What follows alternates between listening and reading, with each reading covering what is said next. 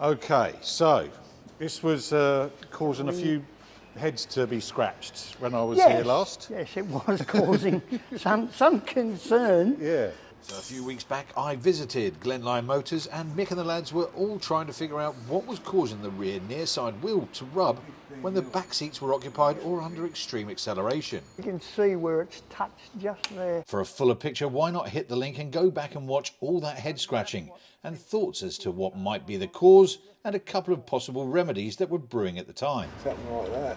If you are up to date, stick around. Mick's got a full explanation. It's in line, so why is it off to one side 4.5 mil?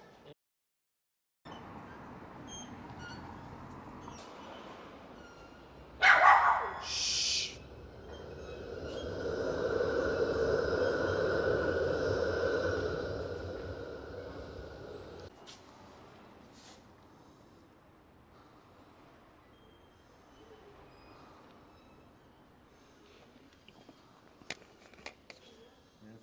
And go. Kyo.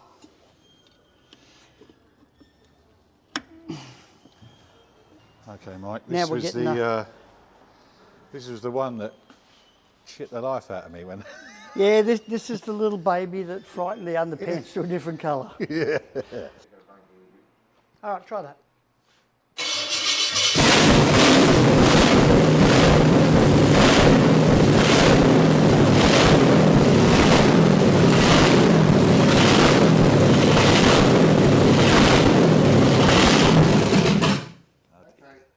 Wonderful.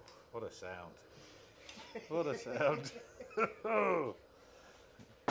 But she's now in. Yeah. It's in, running. Oh, it's just, there's a few more bits and pieces on it now, isn't there? Yeah, a few more bits and pieces on it now. Yeah. So, tell me, what's the spec of this particular motor here? It's a 396. Uh-huh. The smallest of the big blocks. Right, okay. Okay. And that, Which is what the car originally would have had in it, and somewhere in its life it had been converted over to a small block and we've put it back the way it's supposed to be. Right.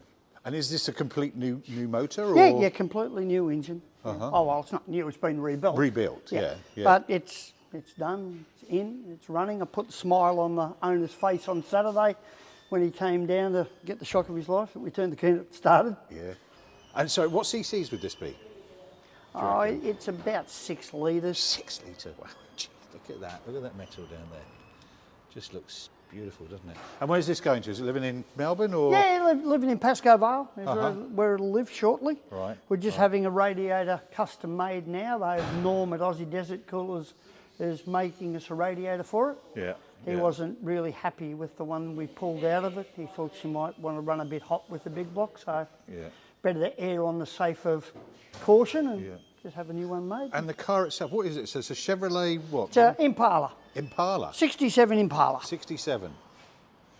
It's a cute old shape, isn't it? Yeah, it's just gorgeous. I love those humps, those down the back. Well, it was back when the car designers were allowed to design a car. Yeah. Now they're not. Yeah, no, it's all done on a machine nowadays, hey? So, okay. yeah, we're getting there, very, very close to completing. So it'll be going out the door pretty soon, yeah? Oh yeah, he'll be driving this for Christmas. Right. No whiffs and buts, beg your pardons about it. Okay. As soon as we get it, all the fluids in it, and we're happy that the brake pedal's working again and the cooling system's working again, it'll go on a tow truck down the exhaust shop and get 2 new engine pipes made to connect to the exhaust system, and then she's literally out the door. There we go. Okay, right. Well, if we can relocate, because there's something over your shoulder that I'm sure a lot of people are keen to know what's oh, the what baby happened. Let's go and have a look at that one. Let's just recap. You built it in 2014. Yep. He ran it for 6, 7, 8 years or so, and only just came to notice you've got a bit of a wheel rub on the... Yeah, on the left-hand rear, he was noticing that on, high-speed roads with a bit of hoop-de-doos in it, or people in the back, he was getting a rubbing noise. So he duly contacted us and we said, oh, we'll bring it in, we'll have a look. And what we noticed was that the right-hand, or left-hand rear tyre was touching on the inside of the guard. Now, Camaros being Camaros, as opposed to other vehicles, their inner guards are curved, they're not square. So that curved bit to the outside edge, you're losing real estate for your big tyres. So without, you know, cutting up the car and tubbing it, you're restricted to your size of tyre and movement and ride heights. So it was always at its barest minimum, but we couldn't figure out what had happened. The distance between there and there and there and there, then you go check the other side, it's miles different. Is it 4 millimetres? Oh, it's cold. This is the outside measurement from the bush, well, actually from the spring to the manual plate easier. Here, we've got 18 mil sitting there, from there to there, right? Oh, from the spring to the manual plate, yeah. Yep. And this side, we've got jack shit. So once we started measuring, we found a 15 mil difference between 15. right and left. And we thought, well, okay, we know the history of the car, we know it hasn't been crashed, we know it hasn't been abused, so we need to find where our problem lies. So we set up a laser to find centre, Right. and then from centre we started slowly measuring and moving around. And what we'd found was a multitude of small problems that became the big problem. The saddles where the diff sits in the springs, sort of a nolithane type material, not nolithane but not rubber, and they were slippery, so that was causing the springs to slide and move over time. Yeah. Had you installed those, or? Yeah, we'd install them, but as factory. Yeah. And we also noted that where there was no centre pin on the diff that located into the diff, which didn't have a hole in it either. So this allowed for things to move. So we went, okay, there's problems, but now what's the other problem?